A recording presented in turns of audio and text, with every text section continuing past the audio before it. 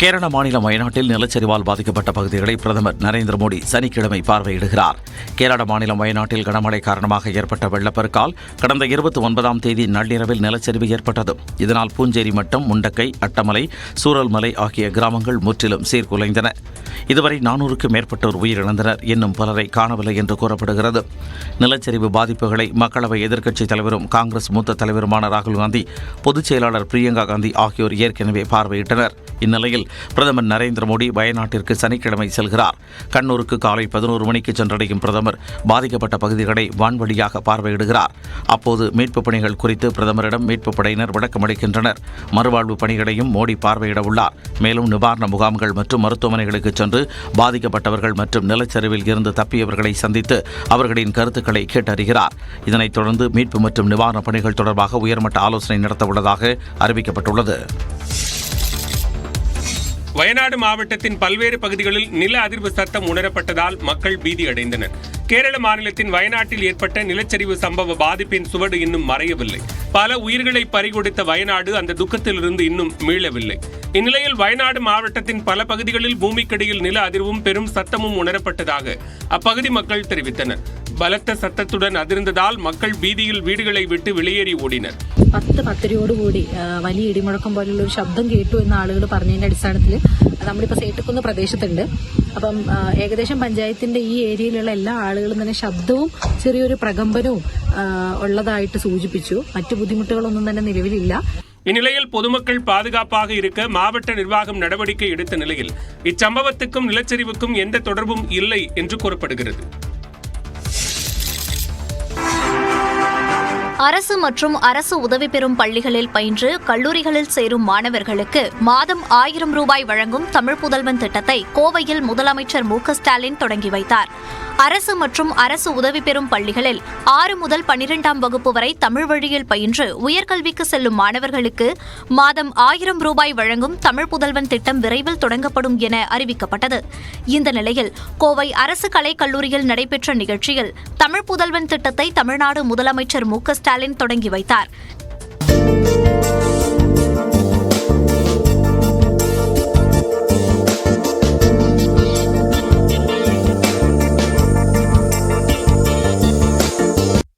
இந்த திட்டத்தில் 3,28,280 மாணவர்கள் பயன்பெறுவர் என தெரிவிக்கப்பட்டுள்ளது. இந்த நிகழ்ச்சியில் உயர்கல்வித்துறை அமைச்சர் பொன்முடி, பொதுப்பணித்துறை அமைச்சர் ஏவவேலு, பள்ளிக்கல்வித்துறை அமைச்சர் அன்பில் மகேஷ் உள்ளிட்டோர் கலந்து கொண்டனர். எதிர்காலத்தில் ஆண்களுக்கு உரிமை தொகை திட்டம் அறிவிக்க வாய்ப்பிருப்பதாக அமைச்சர் பெரிய கருப்பன் கூறியுள்ளார். அமைச்சர் உதயநிதி ஸ்டாலினை துணை முதலமைச்சர் என அமைச்சர் ராஜகண்ணப்பன் குறிப்பிட்டு பேசியதால் பரபரப்பு நிலவியது. தமிழ் புதல்வன் திட்டத்தை ராமநாதபுரம் மாவட்ட மருத்துவக் கல்லூரியில் அமைச்சர் ராஜகண்ணப்பன் தொடங்கி வைத்தார். அப்போது பேசிய அவர் உதயநிதி ஸ்டாலினை துணை முதலமைச்சர் என குறிப்பிட்ட பின்னர் சமாளித்தார். ஒரு டிபார்ட்மெண்ட் இருக்கு, அது நம்முடைய நம்முடைய அமைச்சர் உதயநிதி அவர்கள் இனிமேல் 19ஆம் தேதி வருவார். அதுக்கு மேலே முன்னாடி சொல்லக்கூடாது. அதனால இதேபோல காரைக்குடியில் தமிழ் புதல்வன் திட்டம் தொடக்க விழாவில் பேசிய அமைச்சர் பெரிய கருப்பன் எதிர்காலத்தில் ஆண்கள் உரிமை தொகை திட்டம் அறிவிக்க வாய்ப்புள்ளதாக கூறினார். முதலமைச்சர் அவர்கள் தேர்தல் காலத்தில் வாக்குறுதி கொடுத்தார்கள். குடும்ப தலைவிகளுக்கு 1000 ரூபாய் உரிமை தொகை வழங்கப்படும். அந்த உரிமை தொகை வழங்குறது கூட இப்ப பெண்களுக்கு தானே கொடுத்திருக்காங்க, ஆண்களுக்கு தரவில்லையே என்ற ஏக்கமும் கூட இருக்கும். அந்த இயக்கத்தையும் எதிர்காலத்தில் தீர்த்து வைப்பதற்கான சூழ்நிலைகள். இதேபோன்று பல்வேறு இடங்களில் தமிழ் புதல்வன் திட்டத்தை அமைச்சர்கள் தொடங்கி வைத்தனர். சென்னை மாநகரின் பல்வேறு பகுதிகளில் மிதமான மழை பெய்தது. புது வண்ணாரப்பேட்டை, தண்டையார்பேட்டை, ராயபுரம் ஆகிய இடங்களில் மிதமான மழை பதிவானது.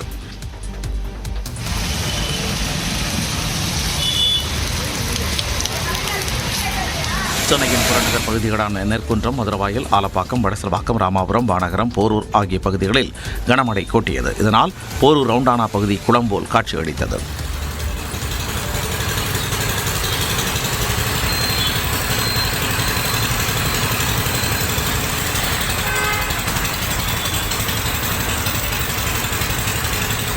திருவள்ளூர் மாவட்டம் கும்மிடிப்பூண்டி, இளாவூர், கண்ணன்கோட்டை, தேர்வாய்க்கண்டிகை, காரனோடை, சோழவரம் சுற்றுவட்டாரங்களிலும் கனமழை பெய்தது. இதனால் மழையில் நனைந்தபடி வாகன ஓட்டிகள் பயணித்தனர்.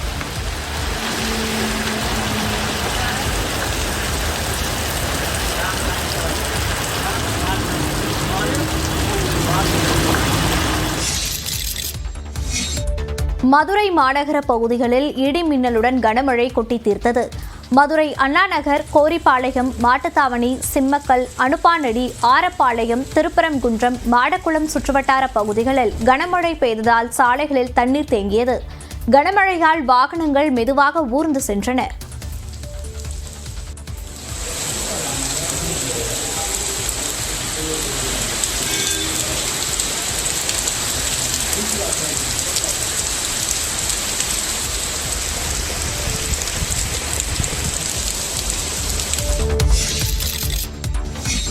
தமிழ்நாட்டில் உள்ள அனைத்து மாவட்டங்களிலும் ஆகஸ்ட் 2 மற்றும் 4வது வார சனிக்கிழமைகளில் பள்ளிகளுக்கு விடுமுறை அளிக்கப்படுவதாக பள்ளிக் கல்வித்துறை அறிவித்துள்ளது. பள்ளிக் கல்வித்துறையின் நாட்காட்டியின்படி ஆகஸ்ட் மாதம் 2வது மற்றும் 4வது வார சனிக்கிழமைகளில் பள்ளிகள் வழக்கம் போல் இயங்கும் என்று அறிவிக்கப்பட்டிருந்தது. இதற்கு ஆசிரியர்கள் சங்கங்கள் எதிர்ப்பு தெரிவித்தன. நடப்பு கல்வியாண்டில் கூடுதலாக வேலை நாட்கள் இடம்பெற்றுள்ளதாகவும் இதனால் சுமை அதிகரித்துள்ளதாகவும் புகார்கள் எழுந்தன. இந்த நிலையில் திருத்தப்பட்ட நாட்காட்டியின் அடிப்படையில் பள்ளிக் கல்வித்துறை சார்பில் புதிய சுற்றறிக்கை வெளியிடப்பட்டுள்ளது. அதன்படி தமிழ்நாட்டில் உள்ள அனைத்து மாவட்டங்களிலும் அனைத்து வகை பள்ளிகளுக்கும் நாளை மற்றும் வரும் 24ஆம் தேதி சனிக்கிழமையும் விடுமுறை என்று அறிவிக்கப்பட்டுள்ளது. மாநகராட்சி மேயரை மாற்றிய பின்னரும் நெல்லை திமுகவில் மீண்டும் உட்கட்சி பூசல் ஏற்பட்டுள்ளது. திருநெல்வேலி மாநகராட்சியில் திமுகவினருக்கிடையே இருந்த மோதல் போக்கால் மேயராக இருந்த சரவணன் மாற்றப்பட்டார். தேர்தல் நடத்தப்பட்டு அதில் வெற்றி பெற்ற ராமகிருஷ்ணன் புதிய மேயராகியுள்ளார். இந்நிலையில் நெல்லை மாநகர கட்சி விவகாரத்தில் சட்டப்பேரவை மற்றும் நாடாளுமன்ற உறுப்பினர்களின் தலையீடு இருப்பதாக குற்றச்சாட்டு எழுந்துள்ளது. குறிப்பாக கட்சி பதவியில் இல்லாத பாளையங்கோட்டை எம்எல்ஏ அப்துல் வகாப் மேயர் பதவியேற்பு விழாவுக்காக கவுன்சிலர்கள் மற்றும் கட்சி நிர்வாகிகளுக்கு அழைப்பு விடுத்ததால் மீண்டும் புகைச்சல் எழுந்துள்ளது. இதற்கெதிராக நெல்லை மாநகர திமுக செயலாளர் சுப்பிரமணியன் வெளியிட்டுள்ள அறிக்கையில், மாவட்ட செயலாளர் மற்றும் மாவட்ட பொறுப்பாளர் மூலம் வெளியிடப்படும் அதிகாரப்பூர்வ அறிவிப்புகளை மட்டுமே கேட்டுக்கொள்ள வேண்டும் என்றும், கட்சி நிர்வாகத்தில் எம்எல்ஏக்கள், எம்பிக்களின் தலையீடுகள் திமுகவின் சட்ட விதிகளுக்கு எதிரானது என்றும் குறிப்பிட்டுள்ளார். மேலும் யாராவது இடையூறு செய்தால் புகார் அளிக்கலாம் என்றும் சுப்பிரமணியன் தெரிவித்துள்ளது சர்ச்சையை ஏற்படுத்தியுள்ளது. வரைவு வாக்காளர் பட்டியலை வரும் அக்டோபர் மாதம் 29ஆம் தேதி வெளியிட வேண்டும் என மாநில தலைமை தேர்தல் அதிகாரிகளுக்கு இந்திய தேர்தல் ஆணையம் அறிவுறுத்தியுள்ளது. இது தொடர்பாக அனுப்பப்பட்டுள்ள கடிதத்தில் அடுத்த ஆண்டுக்கான வாக்காளர் பட்டியலை 2025 ஜனவரி 1ஆம் தேதியே ஏற்பு நாளாக கொண்டு தயார் செய்ய வேண்டும் என தெரிவிக்கப்பட்டுள்ளது. வரும் 20ஆம் தேதி முதல் அக்டோபர் மாதம் 18ஆம் தேதி வரை புதிய வாக்காளர்கள் விண்ணப்பிப்பதற்கும் புகைப்படம், முகவரி மாற்றுதல் உள்ளிட்ட திருத்தங்களுக்காக விண்ணப்பிப்பதற்கும் ஏற்பாடு செய்ய வேண்டும் என கூறப்பட்டுள்ளது. ஆன்லைன் மட்டுமின்றி சிறப்பு முகாம்களையும் நடத்த வேண்டும் எனவும் அறிவுறுத்தியுள்ளது. அதற்கு அடுத்த ஒரு மாதத்திற்குள் விண்ணப்பங்களை பரிசீலித்து அக்டோபர் 29ஆம் தேதி வரைவு வாக்காளர் பட்டியலை வெளியிட வேண்டும் எனவும், அதில் தேவையான திருத்தங்களை செய்த பின்னர் தேசிய வாக்காளர் தினமான ஜனவரி 6ஆம் தேதி இறுதி வாக்காளர் பட்டியலை வெளியிட வேண்டும் எனவும் மாநில தலைமை தேர்தல் அதிகாரிகளுக்கு இந்திய தேர்தல் ஆணையம் உத்தரவிட்டுள்ளது. பகுஜன் சமாஜ் கட்சி தலைவர் ஆம்ஸ்ட்ராங் கொலை வழக்கு தொடர்பாக மூத்த வழக்கறிஞர் பால் கனகராஜிடம் 7 மணி நேரம் விசாரணை நடத்தப்பட்டது. ஆம்ஸ்ட்ராங்குடன் ஒரு முறை மட்டுமே கருத்து வேறுபாடு ஏற்பட்டதாகவும் அவரது கொலைக்கும் தனக்கும் எந்த தொடர்பும் இல்லை என்றும் பாஜக வழக்கறிஞர் பிரிவு தலைவர் பால் கனகராஜ் தெரிவித்தார். ஆம்ஸ்ட்ராங் கொலை வழக்கு தொடர்பாக எழும்பூர் ரவுடிகள் தடுப்பு பிரிவு அலுவலகத்தில் பால் கனகராஜிடம் காவல்துறையினர் 7 மணி நேரத்திற்கு மேலாக விசாரணை நடத்தினர். விசாரணையை முடித்துவிட்டு செய்தியாளர்களை சந்தித்த பால் கனகராஜ், குற்றவாளிகளுக்கு தான் ஆஜரானதால் தன்னிடம் இருந்து ஏதேனும் துப்பு கிடைக்கலாம் என்ற நோக்கில் போலீசார் விசாரணை நடத்தியதாக தெரிவித்தார். இந்த கொலையில் எனக்கு துளியளவும் சம்பந்தமில்லை. இந்த கொலை செய்தவர்கள் யார் என்று எனக்கு நேரடியாக தெரியாது என்பவற்றையெல்லாம் தெளிவாக எடுத்து சொல்லியிருக்கிறேன். அவர்கள் அதை ஏற்றுக்கொண்டார்கள். என்னுடைய கால் டீட்டெயில்ஸ் வெரிஃபை செய்யப்பட்டது. எந்த குற்றமும் கண்டறியப்படவில்லை. ஆம்ஸ்ட்ராங்கை கொலை செய்தது யார் என்பது தனக்கு தெரியாது என்றும் பால் கனகராஜ் கூறினார்.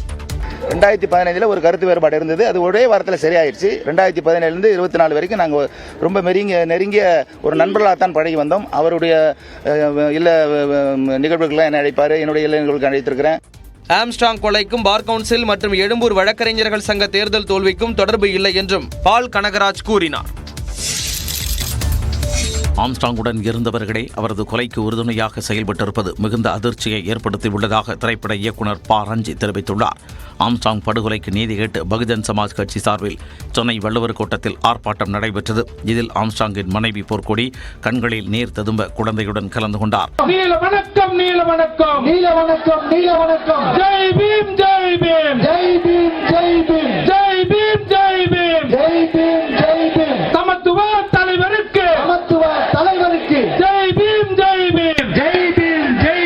பின்னர் மேடையில் பேசிய திரைப்பட இயக்குநர் ப. ரஞ்சித் ஆம்ஸ்ட்ராங்கின் படுகொலை உண்மையான அரசியல் படுகொலை என்றார். ஒவ்வொரு பெயர்களும் வரப்ப நமக்கே அதிர்ச்சியா இருந்தது. அடப்பாங்களா, நீங்களா அண்ணன் கூட இருந்தீங்களா, அடப்பாங்களா, நீங்க இவ்வளவு மோசமான ஆட்களா, உங்களுக்கு நீங்கெல்லாம் எங்களை இந்த அளவுக்கு கைத்தறுப்பீங்களா, இவ்வளவு தூரம் அண்ணன் உங்களையெல்லாம் நம்பினாரு, அவங்களே நீங்க இப்படி பண்ணிட்டீங்களான்னு சொல்லிட்டு ஒவ்வொரு முறையும் ஒரு அதிர்ச்சி நமக்கு உருவாகிட்டே இருந்தது.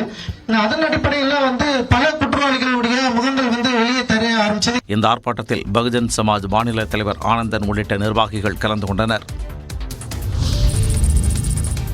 பகுஜன் சமாஜ் மாநில முன்னாள் தலைவர் ஆம்ஸ்ட்ராங் கொலை வழக்கில் சிறையில் உள்ள ரவுடி நாகேந்திரனை காவல்துறையினர் கைது செய்தனர். 2 நாட்களுக்கு முன்பு காங்கிரஸ் கட்சியின் முன்னாள் நிர்வாகியும் வழக்கறிஞருமான அஸ்வத்தாமன் கைது செய்யப்பட்டார். அஸ்வத்தாமனுக்கும் ஆம்ஸ்ட்ராங்கிற்கும் கட்ட பஞ்சாயத்து, நிலத்தகராறு உள்ளிட்டவற்றில் பகை இருந்ததாக கூறப்படுகிறது. அஸ்வத்தாமனின் தந்தை ரவுடி நாகேந்திரன் தற்போது வேலூர் சிறையில் ஆயுள் தண்டனை கைதியாக இருக்கும் நிலையில் ஆம்ஸ்ட்ராங் படுகொலையில் அவருக்கும் தொடர்பு உள்ளதா என்ற சந்தேகம் காவல்துறையினருக்கு எழுந்தது. இதையடுத்து சிறையில் கடந்த ஓராண்டாக நாகேந்திரனை சந்தித்தவர்கள் யார் என்ற விவரங்கள் சேகரிக்கப்பட்டு விசாரணை நடந்து வந்தது. இந்நிலையில் கொலைக்கு சிறையில் இருந்தவாறே சதி திட்டம் தீட்டப்பட்டதாக நாகேந்திரன் மீது குற்றச்சாட்டு பதிவு செய்யப்பட்டது. இதையடுத்து நாகேந்திரனை கைது செய்ததற்கான ஆணையை வேலூர் சிறைத்துறையிடம் சென்னை காவல்துறையினர் வழங்கினர். மேற்கொண்டு அவரை காவலில் எடுத்து விசாரிக்க காவல்துறையினர் திட்டமிட்டுள்ளனர். ஆம்ஸ்ட்ராங் கொலை வழக்கில் 24வது நபராக ரவுடி நாகேந்திரன் கைது செய்யப்பட்டுள்ளார். ஆம்ஸ்ட்ராங் மனைவிக்கு கொலை மிரட்டல் கடிதம் அனுப்பியதாக தனியார் பள்ளி தாளாளர் அருண்ராஜ் என்பவர் கைது செய்யப்பட்டுள்ளார். ஆம்ஸ்ட்ராங்கின் மனைவி மற்றும் பெண் குழந்தையை நாட்டு வெடிகுண்டு வீசி கொலை செய்து விடுவதாக அண்மையில் மிரட்டல் கடிதம் வந்தது. கேளம்பாக்கம் அருகே படூர் பஜனை கோவில் பகுதியைச் சேர்ந்த சதீஷ்குமார் என்பவரது வீட்டு முகவரியில் இருந்து அந்த கடிதம் வந்தது தெரிய வந்தது. இதுகுறித்து விசாரணை நடத்திய காவல்துறையினர் படூர் பகுதியைச் சேர்ந்த சதீஷ்குமார் என்பவரை பிடித்து விசாரணை நடத்தினர். இதில் சதீஷ்குமாருக்கும் மிரட்டல் கடிதத்திற்கும் தொடர்பு இல்லை என்பதை தெரிந்து கொண்ட காவல்துறையினர் அவரை திருப்பி அனுப்பினர். பின்னர் ஆம்ஸ்ட்ராங் கொலையில் தொடர்பில்லாத சதீஷ்குமார் பெயரில் கொலை மிரட்டல் விடுத்த நபர் யார் என்பது குறித்து காவல்துறையினர் விசாரணை மேற்கொண்டனர். அப்போது கடலூர் மாவட்டம் சிதம்பரத்தில் அருண்ராஜ் என்பவருக்கு சொந்தமான நர்சரி பள்ளியில் சதீஷ்குமார் ஓட்டுநராக பணிபுரிந்து வந்ததும் அருண்ராஜுக்கு எதிராக வேறொரு வழக்கில் ஓட்டுநர் சதீஷ்குமார் சாட்சி அளித்ததும் தெரிய வந்தது.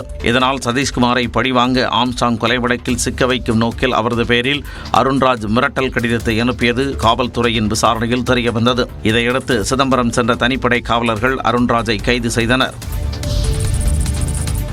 சென்னை தாம்பரம் ரயில் நிலையத்தில் வரும் 15ஆம் தேதி முதல் 3 நாட்களுக்கு விரைவு ரயில்கள் நிற்காது என்று தெற்கு ரயில்வே அறிவித்துள்ளது. புதிய ரயில் முனையமாக சென்னை தாம்பரம் மேம்படுத்தப்பட்டு வரும் நிலையில் ரயில்வே யார்டு சீரமைப்பு பணிகள் நடைபெற்று வருகிறது. இதன் காரணமாக தாம்பரம் வழியாக செல்லும் அனைத்து விரைவு ரயில்களும் வரும் 15, 16 மற்றும் 17ஆம் தேதிகளில் தாம்பரத்தில் நிற்காது என தெரிவிக்கப்பட்டுள்ளது. இந்த நாட்களில் வெளியூர்களில் இருந்து சென்னை எழும்பூர் வரும் விரைவு ரயில்கள் தாம்பரத்திற்கு பதிலாக மேற்கு மாம்பலத்தில் நிற்கும் எனவும், எழும்பூரில் இருந்து புறப்படும் ரயில்கள் தாம்பரத்திற்கு பதிலாக செங்கல்பட்டில் நின்று செல்லும் எனவும் தெற்கு ரயில்வே கூறியுள்ளது. இதனால் நெல்லை, தூத்துக்குடி, கன்னியாகுமரி, நாகர்கோவில், ராமேஸ்வரம் விரைவு ரயில்களும், செங்கோட்டை, கொல்லம், காரைக்கால் மற்றும் தேஜஸ் விரைவு ரயில்களும் தாம்பரத்தில் நிற்காது என தெரிவிக்கப்பட்டுள்ளது. மேலும் தாம்பரம் ரயில் நிலைய மேம்பாட்டு பணிகளால் ஏற்கனவே வழித்தடங்கள் மாற்றப்பட்ட நிலையில் அதே அட்டவணையின்படி செல்லும் எனவும் தெற்கு ரயில்வே குறிப்பிட்டுள்ளது. முல்லை பெரியாற்றில் புதிய அணை கட்ட வேண்டும் என மக்களவையில் பேசிய கேரள மாநில காங்கிரஸ் எம்பியால் தமிழ்நாட்டில் சலசலப்பு ஏற்பட்டுள்ளது. முல்லை பெரியார் அணை பலவீனமாக உள்ளதாகவும், எனவே புதிய அணை கட்ட வேண்டும் எனவும் அண்டை மாநிலமான கேரளா நீண்ட காலமாக கூறி வருகிறது. ஆனால் தமிழ்நாடு அரசோ அணை பலமாக உள்ளதாகவும், அதனால் புதிய அணை கட்ட தேவையில்லை எனவும் திட்டவட்டமாக கூறி வருகிறது. இந்த நிலையில் மக்களவையில் பேசிய கேரள மாநில எர்ணாகுளம் தொகுதி காங்கிரஸ் எம்பி ஹிபி ஏடன் புதிய அணை கோரிக்கையை வலியுறுத்தினார். To a very important matter regarding the state of Kerala. The 128-year-old Mullaperiyar Dam poses serious threat to the life and livelihood of 5 million people spread over 4 districts. Sir, this is a major concern of the people of Kerala. முல்லை பெரியார் அணையால் அதனை சுற்றியுள்ள பகுதிகளுக்கு பாதிப்பு ஏற்பட வாய்ப்பு உள்ளதாகவும் அவர் கூறினார். இவ்விவகாரத்தில் தமிழ்நாட்டிற்கு தண்ணீரையும் கேரளாவிற்கு பாதுகாப்பையும் உறுதிப்படுத்துவதே தங்கள் நோக்கமாக உள்ளதாகவும் அவர் தெரிவித்தார். டெல்லி முன்னாள் துணை முதலமைச்சர் மணீஷ் சிசோடியா 17 மாதங்களுக்கு பிறகு ஜாமீனில் விடுவிக்கப்பட்டார்.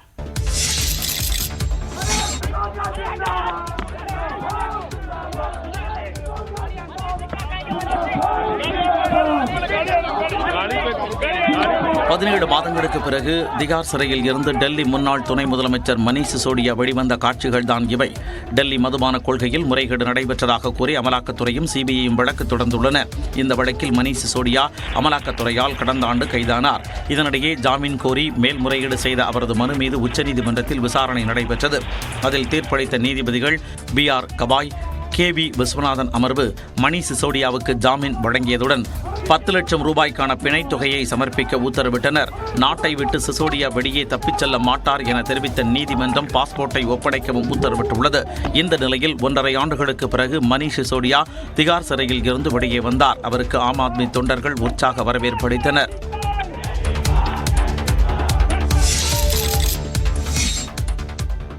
மாநிலங்களவையில் 2வது நாளாக அவைத் தலைவருக்கும் எதிர்க்கட்சி MPக்களுக்கும் வார்த்தை போர் ஏற்பட்டதால் அவையில் பெரும் கூச்சல் குழப்பம் நிலவியது. மாநிலங்களவையில் பேசிய திமுக உறுப்பினர் திருச்சி சிவா முன்பு ஒருமுறை காங்கிரஸ் உறுப்பினர் ப. சிதம்பரத்திற்கு பதிலளித்த போது அவைத் தலைவரின் துணியில் வேறுபாடு இருந்ததை சுட்டிக்காட்டினார். அதேபோல சமாஜ்வாதி MP ஜெயா பச்சனும் அவைத் தலைவரை விமர்சித்தார். One day Mr. Chidambaram asked you how 267 notice was preceded by another motion. How can you do that? And you were agitated because how can you ask, how can you do that? Sir, I told them it is not how can you do that. How can you do that, sir? It's only the tone that matters. When you are being something happen, the same will apply to the LOP also, sir. Please, sir. பின்னர் பேசிய அவைத் தலைவர் ஜெகதீப் தன்கர் தனது துணி பற்றி பேசுவதை நிறுத்திக் கொள்ளுமாறு கூறியபோது எதிர்க்கட்சி உறுப்பினர்கள் கடும் எதிர்ப்பு தெரிவித்தனர். And you say my tone? No, she's given to you. No, you don't have floor now. No, enough of it. Enough of it. No, enough of it. You can't have it. You may be anybody. You may be a celebrity. You have to understand the decorum. No, nothing doing. Nothing. தொடர்ந்து அவைத் தலைவர் அதிகார துணையில் பேசுவதாக குற்றம் சாட்டி எதிர்க்கட்சி உறுப்பினர்கள் வெளிநடப்பு செய்தனர். இந்நிலையில் அடுத்தடுத்த ஒத்திவைப்புக்கு பிறகு மாநிலங்களவை கூட்டத்தொடரை திட்டமிட்டதற்கு ஒரு நாள் முன்னதாகவே முடித்து வைப்பதாக மாநிலங்களவை தலைவர் ஜெகதீப் தன்கர் அறிவித்தார். முதுநிலை நீட் தேர்வை ஒத்திவைக்க முடியாது என மாணவர்களின் கோரிக்கையை உச்சநீதிமன்றம் திட்டவட்டமாக நிராகரித்தது. நீட் இளநிலை தேர்வில் பல்வேறு முறைகேடு புகார்கள் நாடு முழுவதும் சர்ச்சைகளை ஏற்படுத்திய நிலையில் கடந்த ஜூன் மாதம் நடைபெற இருந்த நீட் முதுநிலை தேர்வு ஆகஸ்ட் 11ஆம் தேதிக்கு ஒத்திவைக்கப்பட்டது. வரும் ஞாயிறன்று தேர்வு நடைபெற இருக்கும் சூழலில் இத்தேர்வின் வினாத்தாள் கசிந்ததாக சர்ச்சை எழுந்தது.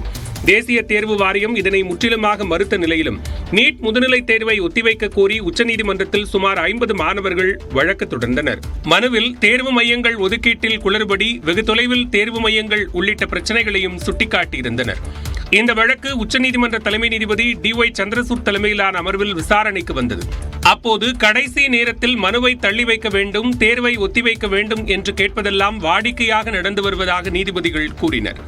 மாணவர்கள் எதற்காக இந்த வழக்கை தாக்கல் செய்துள்ளார்கள் என்பதை தங்களால் புரிந்து கொள்ள முடியவில்லை என்றும் 2 லட்சம் மாணவர்களின் எதிர்காலம் சார்ந்த விவகாரத்தில் 50 மாணவர்கள் நீதிமன்றத்தை நாடியிருக்கிறார்கள் என்பதற்காக ஒத்திவைக்க முடியாது என்று தெரிவித்தனர். தற்போதைய சூழ்நிலையில் நீட் தேர்வை தள்ளி வைப்பது என்பது முடியாத காரியம் என்று கூறி மனுவை தள்ளுபடி செய்தனர்.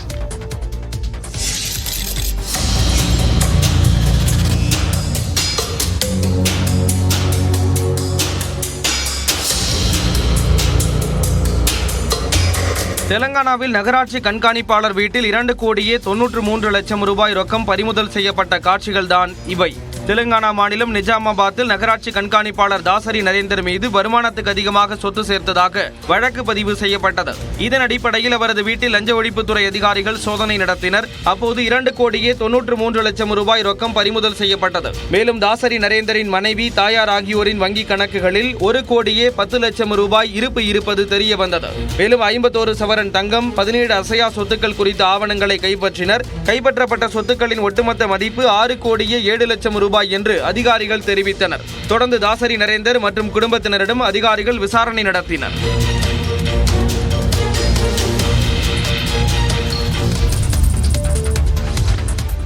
வங்கதேச நிலைமையை கண்காணிக்கவும் அங்குள்ள சிறுபான்மையினரின் பாதுகாப்பை உறுதி செய்யவும் மத்திய அரசு குழு அமைத்துள்ளது. வங்கதேசத்தில் போராட்டங்கள் வன்முறையாக மாறியதை அடுத்து பிரதமராக இருந்த ஷேக் ஹசீனா பதவி விலகி நாட்டை விட்டு வெளியேறி இந்தியாவில் தஞ்சம் புகுந்துள்ளார். இதனையடுத்து வங்கதேச நாடாளுமன்றத்தை கலைத்து அதிபர் முகமது ஷஹாபுதீன் அறிவித்தார். தொடர்ந்து வங்கதேச இடைக்கால அரசின் தலைவராக நோபல் பரிசு பெற்ற பொருளாதார நிபுணர் முகமது யூனூஸ் பதவியேற்றுக் கொண்டார். இந்நிலையில் வங்கதேசத்தில் முழுமையான அமைதி நிலவும் வரை அங்குள்ள நிலைமையை கண்காணிக்க மத்திய அரசு குழு ஒன்றை அமைத்துள்ளது. இந்திய வங்கதேச எல்லையை பாதுகாக்கும் எல்லை பாதுகாப்பு படை கூடுதல் இயக்குனர் ஜெனரல் தலைமையில் இந்த குழு அமைக்கப்பட்டுள்ளது. இதில் தெற்கு வங்காளம், திரிபுரா பகுதியின் எல்லை பாதுகாப்பு படைத்தலைவர், இந்திய துறைமுக ஆணையத்தின் செயலாளர் மற்றும் திட்ட வளர்ச்சி குழுவின் உறுப்பினர் ஆகியோர் இடம்பெற்றுள்ளனர். வங்கதேசத்தில் உள்ள அதிகாரிகளுடன் இந்த குழு தொடர்பில் இருக்கும் என்றும் எல்லையில் உள்ள பாதுகாப்பை இந்த குழு தொடர்ந்து கண்காணிக்கும் என்றும் மத்திய உள்துறை அமைச்சர் அமித்ஷா தனது எக்ஸ் பக்கத்தில் பதிவிட்டுள்ளார். மேலும் இந்த குழுவின் மூலமாக வங்கதேசத்தில் உள்ள இந்துக்கள் உள்ளிட்ட சிறுபான்மையினரின் பாதுகாப்பு உறுதி செய்யப்படும் என்றும் தெரிவித்துள்ளார்.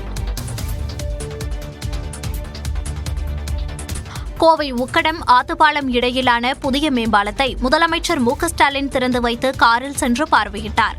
கோவை மாநகரிலிருந்து பொள்ளாச்சி மற்றும் பாலக்காடு செல்லக்கூடிய பிரதான சாலைகளை இணைக்கும் வகையில் ஆத்துப்பாலம் உக்கடம் இடையே கரும்பு கடை வாயிலாக மேம்பாலம் கட்டப்பட்டுள்ளது. தமிழ்நாடு நெடுஞ்சாலைத்துறை சார்பில் சுமார் 3.8 கிலோமீட்டர் தொலைவிற்கு 481,95 லட்சம் ரூபாய் மதிப்பீட்டில் இந்த பாலம் கட்டப்பட்டுள்ளது. 2018ஆம் ஆண்டு தொடங்கப்பட்ட இந்த பணி கொரோனா பரவலின் போது நிறுத்தி வைக்கப்பட்டது. நோய் தொற்றின் தாக்கம் குறைந்ததும் மீண்டும் பணிகள் துவங்கப்பட்டு முடிக்கப்பட்டுள்ளன. இந்நிலையில் உக்கடம் மேம்பாலத்தை முதலமைச்சர் மு.க.ஸ்டாலின் திறந்து வைத்தார். பின்னர் அப்பாலத்தின் வழியாக சென்று பார்வையிட்டார்.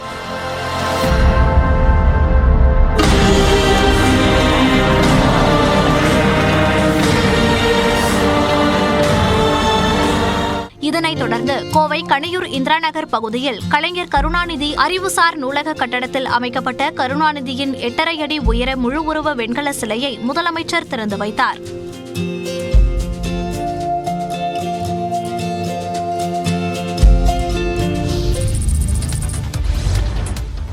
சேலம் பெரியார் பல்கலைக்கழக துணைவேந்தர் ஜெகநாதன் மீது குற்றவியல் நடவடிக்கை தொடர தமிழ்நாடு தொழிலாளர் நல ஆணையம் உத்தரவிட்டுள்ளது. சேலம் பெரியார் பல்கலைக்கழகத்தில் 20 ஆண்டுகளுக்கு மேலாக பணியாற்றிய தினக்கூலி பணியாளர்களுக்கு தொகுப்பூதியம் வழங்க கோரியும் பணி நிரந்தரம் செய்ய வலியுறுத்தியும் தொழிலாளர் நல ஆணையத்தில் வழக்கு தொடரப்பட்டுள்ளது. இதனிடையே பல்கலைக்கழகத்திற்கு எதிராக போராட்டங்களை நடத்தியதாக ஊழியர்கள் 4 பேர் பணிநீக்கம் செய்யப்பட்டனர். இதனை எதிர்த்து பாதிக்கப்பட்ட ஊழியர்கள் பல்கலைக்கழக தலைமை நிர்வாகிகளான ஜெகநாதன் மற்றும் பாலகுருநாதன் மீது குற்றவியல் வழக்கு தொடர வேண்டும் என தொழிலாளர் நல ஆணையத்திடம் முறையிட்டனர். இருதரப்பு வாதங்களை கேட்ட பின்னர் சேலம் தொழிலாளர் நல உதவி ஆணையர் அறிக்கையை சென்னை தொழிலாளர் நல ஆணையருக்கு அனுப்பி வைத்தார். இது தொடர்பாக கடந்த மாதம் பல்கலைக்கழக நிர்வாகிகள் ஜெகநாதன், பாலகுருநாதன், சங்க செயலாளர் சக்திவேல் ஆகியோர் சென்னை தலைமைச் செயலகத்தில் நேரில் ஆஜராகி தங்களது கருத்துக்களை முன்வைத்தனர். இந்த நிலையில் பெரியார் பல்கலைக்கழக துணைவேந்தர் ஜெகநாதன் மீது குற்றவியல் நடவடிக்கை தொடர தமிழ்நாடு தொழிலாளர் நல ஆணையம் உத்தரவிட்டுள்ளது. சேலம் அரசு மருத்துவமனையில் பிறந்த 5 நாட்களேயான ஆண் குழந்தை கடத்தப்பட்ட சம்பவம் அதிர்ச்சியை ஏற்படுத்தியுள்ளது. பள்ளிப்பாளையத்தைச் சேர்ந்த தங்கதுரை வெண்ணிலா தம்பதிக்கு 5 நாட்களுக்கு முன்பு சேலம் அரசு மருத்துவமனையில் ஆண் குழந்தை பிறந்தது. தாயும் செய்யும் சிகிச்சையில் இருந்தபோது 30 வயது மதிக்கத்தக்க பெண் ஒருவர் வெண்ணிலாவிடம் சென்று பேசியுள்ளார். அப்போது குழந்தையின் கண்கள் மஞ்சளாக இருப்பதால் மருத்துவரை பார்க்க வேண்டும் என்று கூறி அந்த பெண் குழந்தையை தூக்கிச் சென்றுள்ளார். இதனையடுத்து அந்த பெண் திடீரென மாயமான நிலையில் குழந்தை கடத்தப்பட்டதை உணர்ந்த பெற்றோர் காவல் நிலையத்தில் புகார் அளித்தனர். இதன் பின்னர் மருத்துவமனையில் உள்ள சிசிடிவி பதிவுகளை ஆய்வு செய்த போது முகக்கவசம் அணிந்து கொண்டு அந்த பெண் குழந்தையை கடத்தி சென்றது தெரியவந்தது.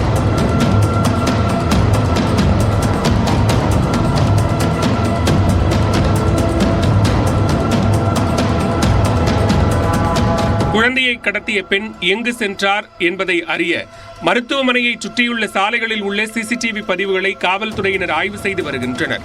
இந்நிலையில் மகப்பேறு பிரிவுக்குள் எந்த கட்டுப்பாடும் இன்றி பலர் சென்று வருவதாகவும் மருத்துவமனை ஊழியர்கள் சரியாக கண்காணிப்பதில்லை என்றும் சிகிச்சை பெற்று வருவோர் குற்றம் சாட்டியுள்ளனர்.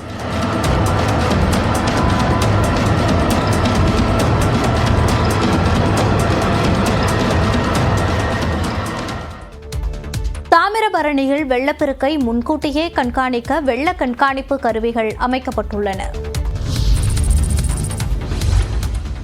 தாமிரபரணி வெள்ளப்பெருக்கை முன்கூட்டியே கண்டறியும் வகையில் 10 இடங்களில் அதிநவீன வெள்ள கண்காணிப்பு கருவிகள் அமைக்கப்பட உள்ளன. நெல்லை, தூத்துக்குடி மாவட்டங்களில் மழைக்காலங்களில் தாமிரபரணியில் ஏற்படும் வெள்ளப்பெருக்கால் பல்வேறு பாதிப்புகள் ஏற்படுகின்றன. இந்நிலையில் வெள்ள ஓட்டத்தை கண்டறிந்து தகவல் பெறும் வகையில் வெள்ள கண்காணிப்பு கருவிகள் பொருத்த முடிவு செய்யப்பட்டது. அந்த வகையில் நெல்லை மாநகராட்சி மூலம் 88 லட்சம் ரூபாய் மதிப்பீட்டில் தனியார் அமைப்பு உதவியுடன் அதற்கான பணிகள் நடந்து வருகின்றன. ஆலடியூர் முதல் முரப்பநாடு வரை 10 இடங்களில் வெள்ள பாதிப்பு கண்காணிப்பு கருவிகள் அமைக்கப்பட உள்ளன. 360 டிகிரியில் படம் பிடிக்கும் கேமரா மற்றும் சென்சார் போர்டுகள் உள்ள இக்கருவி இயங்க சோலார் பேனல்கள் மற்றும் பேட்டரிகள் பொருத்தப்பட்டுள்ளன. கருவிகளிலிருந்து பெறப்படும் தகவல்கள் அனைத்தும் நெல்லை மாவட்ட ஆட்சியர் அலுவலகத்தில் உள்ள கட்டுப்பாட்டு அறைக்கு அனுப்பி வைக்கப்படும். வெள்ள காலங்களில் பாலங்களின் மேல் நின்று பொதுமக்கள் தண்ணீரை வேடிக்கை பார்த்தாலும் இக்கருவி தகவல் தெரிவிக்கும். அனைத்து பணிகளும் முடிக்கப்பட்டு இந்த கருவிகள் விரைவில் செயல்பாட்டுக்கு வரும் என தெரிவிக்கப்பட்டுள்ளது.